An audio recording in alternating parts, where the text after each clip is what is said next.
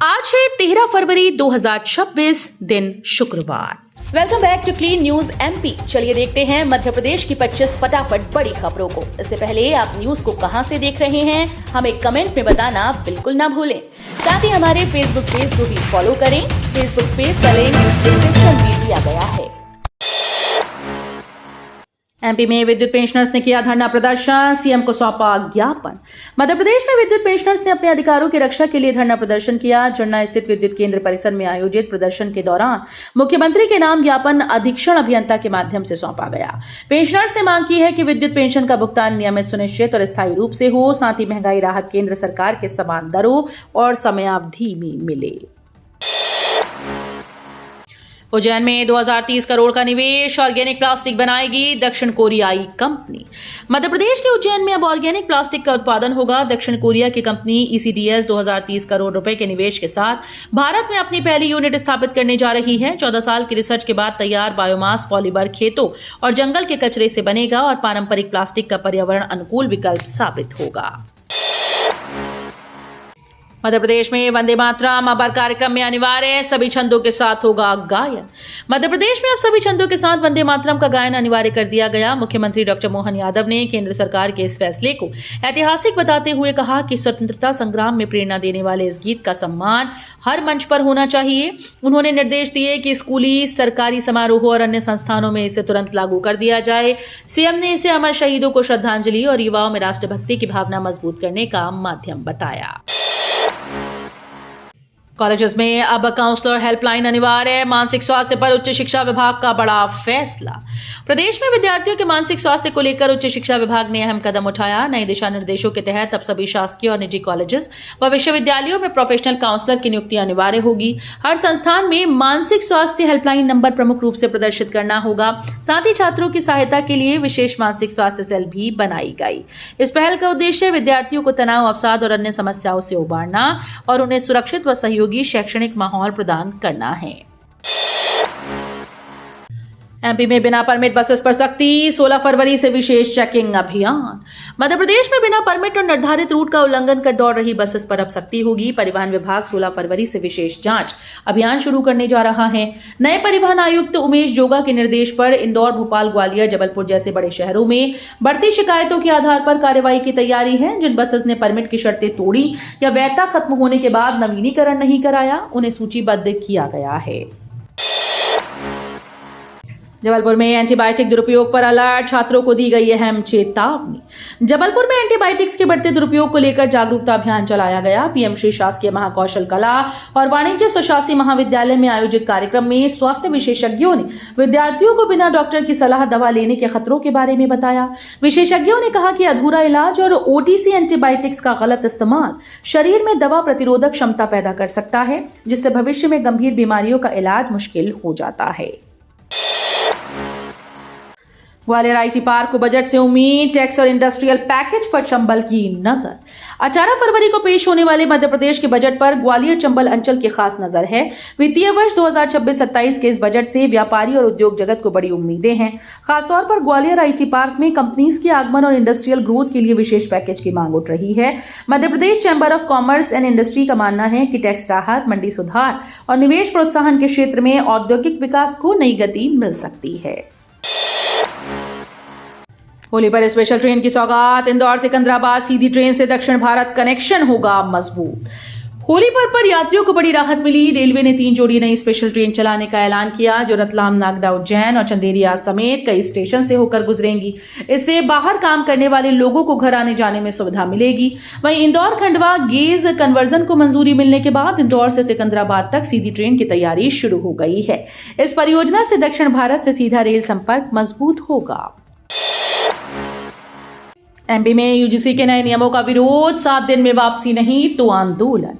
मध्य प्रदेश में यूजीसी के नए नियम लागू होने के बाद विवाद गहराता जा रहा है। सर्वजन न्याय मंच ने राज्य सरकार पर सुप्रीम कोर्ट की आपत्तियों की अनदेखी का आरोप लगाया। मंच ने 2 फरवरी 2026 को जारी अधिसूचना को 7 दिन के भीतर वापस लेने की मांग की। संयोजक अशोक पांडे ने कहा कि केंद्र सरकार ने 13 जनवरी को यूजीसी नियम 2026 लागू किए, जिनके कई प्रावधान विवादित हैं। एमपी में नई सड़कें अब GIS तकनीक से होंगी तय, रोड नेटवर्क मास्टर प्लान तैयार। मध्य प्रदेश में अब नई सड़कों की योजना और गुणवत्ता सुनिश्चित करने के लिए सरकार जीआईएस तकनीक का उपयोग करेगी।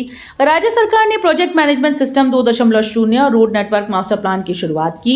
मुख्यमंत्री डॉक्टर मोहन यादव ने इसका शुभारंभ करते हुए प्रदेश भर के पीडब्ल्यूडी इंजीनियर्स को संबोधित किया। उन्होंने कहा कि इंजीनियर्स की पहचान उनके काम से होनी चाहिए। इस तकनीक के जरिए सड़क निर्माण में पारदर्शिता, बेहतर योजना और गुणवत्ता सुनिश्चित होगी, जिससे यातायात और नागरिक सुविधाओं में सुधार आएगा।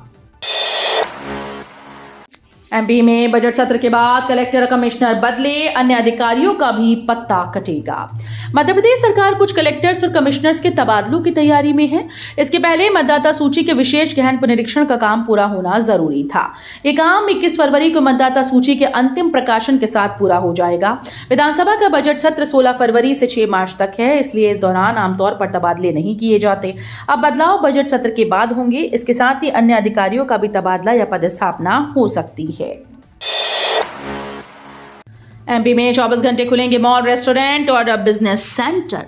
मध्य प्रदेश के शहरी क्षेत्रों में अब मॉल, रेस्टोरेंट, बिजनेस सेंटर और आईटी कार्यालय 24 घंटे खुले रहेंगे।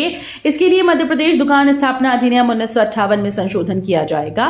भारत सरकार ने राज्यों को आर्थिक गतिविधियों को बढ़ावा देने के लिए नियमों में बदलाव करने का निर्देश दिया। विधानसभा के बजट सत्र में इस संशोधन के लिए विधेयक पेश किए जाने की संभावना है। इससे व्यापार और सेवाओं में तेजी आएगी और लोग सुविधाजनक समय पर खरीदारी और सेवाओं का लाभ ले पाएंगे। 15 साल बाद जिले में होगी डिजिटल जनगणना, तैयारियां शुरू। 15 साल बाद जिले में डिजिटल जनगणना का काम शुरू होने जा रहा है। इसमें 5 तहसील, 3 नगरीय निकाय और 264 गांव शामिल किए गए। पहली बार ये प्रक्रिया डिजिटल मोबाइल ऐप के माध्यम से 2 चरणों में पूरी होगी। पहला चरण 1 से 30 मई और दूसरा फरवरी 2027 में होगा। प्रशासनिक तैयारियां शुरू हो गई हैं। कलेक्टर हर्ष सिंह ने अफसरों की बैठक लेकर कार्य योजना पर चर्चा की। परिवहन विभाग का फैसला, अब बारात ले जाना पड़ेगा महंगा।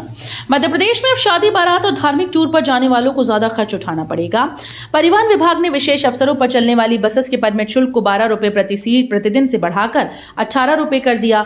अस्थायी परमिट की दरें भी बढ़ाई गई, जहां 100 किलोमीटर तक 200 रुपए प्रति सीट और उसके बाद प्रति 10 किलोमीटर 12 रुपए अतिरिक्त देने होंगे। सरकार का कहना है कि यह कदम राजस्व वृद्धि और बेहतर निगरानी के लिए उठाया गया है। ग्वालियर में हवाई सेवाओं को झटका, अहमदाबाद फ्लाइट यात्री कमी के कारण टली। ग्वालियर में हवाई सेवाओं के विस्तार की उम्मीदों को झटका लगा। अहमदाबाद रूट पर शुरू होने वाली फ्लाइट फिलहाल टाल दी गई। एयरलाइन कंपनी ने ग्वालियर एयरपोर्ट प्रबंधन को बताया कि इस रूट पर पर्याप्त यात्री रिस्पांस नहीं मिल रहा। अब तक तकनीकी कारणों की बात कही जा रही थी, लेकिन अब साफ हो गया कि कम डिमांड के चलते सेवा शुरू नहीं हो पा रही। फिलहाल ग्वालियर से सिर्फ 3 शहरों के लिए ही उड़ानें संचालित हो रही हैं, जिससे यात्रियों में निराशा है। डॉक्टर पर गंभीर आरोप, बच्चे ने सिंधिया से मांगा न्याय। ग्वालियर में 9 साल के यशवर्धन ने अपने खून से पत्र लिखकर केंद्रीय मंत्री ज्योतिरादित्य सिंधिया से न्याय की गुहार लगाई। पिता का आरोप है कि एक डॉक्टर ने बिना मान्यता के इलाज करते हुए हाई डोज दवाई दी, जिससे बच्चे की हालत गंभीर हो गई। मामला एम्स तक पहुंचा और कुछ जांचें विदेश भेजी गईं। कई शिकायतों के बावजूद कार्रवाई न होने से नाराज पिता पुत्र ने चेतावनी दी कि न्याय न मिला तो वे आत्मदाह जैसा कदम उठा सकते हैं। एक क्लिक पर भवन निर्माण की पूरी जानकारी, project management system 2.0 launch. Madhya Pradesh में अब शासकीय भवन निर्माण कार्यों की पूरी जानकारी एक क्लिक पर उपलब्ध होगी। मुख्यमंत्री डॉक्टर मोहन यादव ने भवन विकास निगम के प्रोजेक्ट मैनेजमेंट सिस्टम 2.0 पोर्टल का लोकार्पण किया।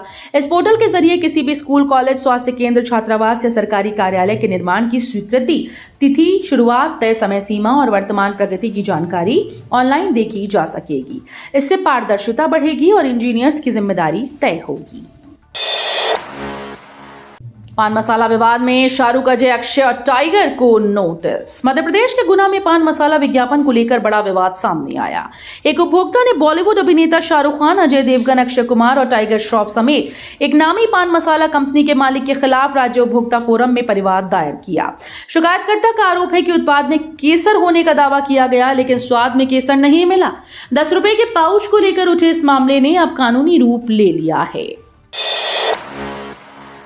सिंगस 2028 से पहले शुरू होगी इंदौर खंडवा सीधी रेल सेवा, 17,000 पेड़ बचेंगे। इंदौर खंडवा रेल परियोजना के लंबित हिस्से में काम का रास्ता साफ हो गया। केंद्रीय पर्यावरण मंत्रालय से सैद्धांतिक मंजूरी मिलने के बाद डॉक्टर अंबेडकर नगर महू से ओमकारेश्वर रोड तक 454 हेक्टेयर वन भूमि पर ट्रैक बिछाने की प्रक्रिया शुरू होगी।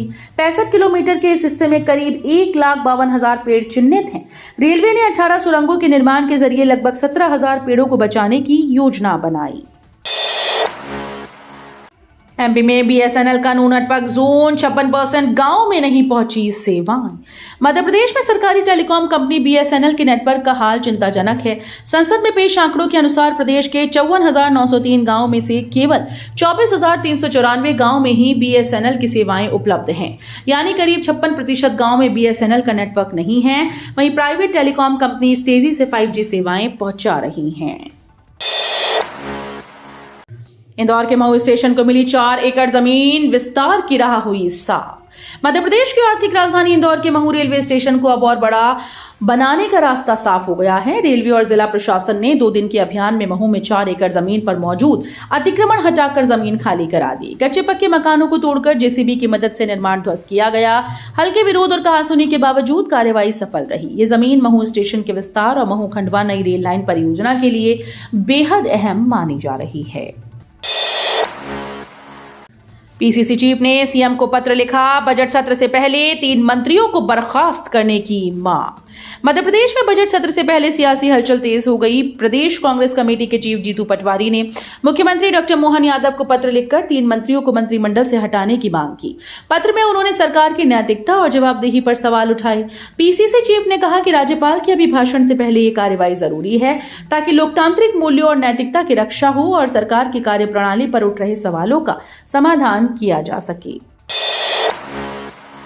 श्योपुर में औचक निरीक्षण। श्योपुर के एक सरकारी स्कूल में औचक निरीक्षण के दौरान हैरान करने वाली स्थिति सामने आई।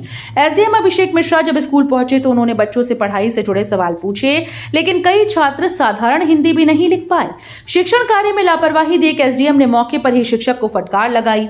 उन्होंने संबंधित अधिकारियों को सूचित कर कार्रवाई के निर्देश देने की बात कही। प्रशासन ने संकेत दिए कि शिक्षा की गुणवत्ता से समझौता करने वालों पर सख्त कदम उठाए जाएंगे। ड्रोन से खुलासा, नीमच में 1 करोड़ की अवैध अफीम की खेती पकड़ी। मालवा क्षेत्र में अवैध अफीम की खेती रोकने के लिए पुलिस ने अब ड्रोन तकनीक का सहारा लिया है। नीमच जिले में सूचना मिलते ही ड्रोन से सर्चिंग की गई, जिसमें कपास की फसल के बीच छिपाकर उगाई गई अफीम की खेती का खुलासा हुआ। किसान ने बड़ी चालाकी से दूसरी फसल के बीच अफीम के पौधे लगा रखे थे ताकि किसी को शक न हो। कार्रवाई में करीब 1 करोड़ रुपए की अवैध अफीम जब्त की गई। भारत ने नामीबिया को 93 रन से रौंदा, पाकिस्तान का बॉयकॉट पर U turn. T20 world cup में भारत ने अपने दूसरे मुकाबले में नामीबिया को 93 रन से हराकर दमदार जीत दर्ज की। पहले बल्लेबाजी करते हुए टीम इंडिया ने 210 रन का बड़ा लक्ष्य दिया। जवाब में नामीबिया की टीम 20 ओवर में 116 रन पर सिमट गई। भारत की ओर से वरुण चक्रवर्ती ने 3 विकेट लिए। वहीं दूसरी ओर भारत पाकिस्तान मैच को लेकर एक नया मोड़ आ गया है। पहले बाइकआउट की बात करने वाला पाकिस्तान अब 15 फरवरी को कोलंबो में भारत से भिड़ने को तैयार है, जिससे मुकाबला और भी रोमांचक हो गया है। तो ये थी आज की 25 फटाफट बड़ी खबरें। अगर आपको न्यूज पसंद आई हो तो वीडियो को लाइक और शेयर जरूर करें। धन्यवाद।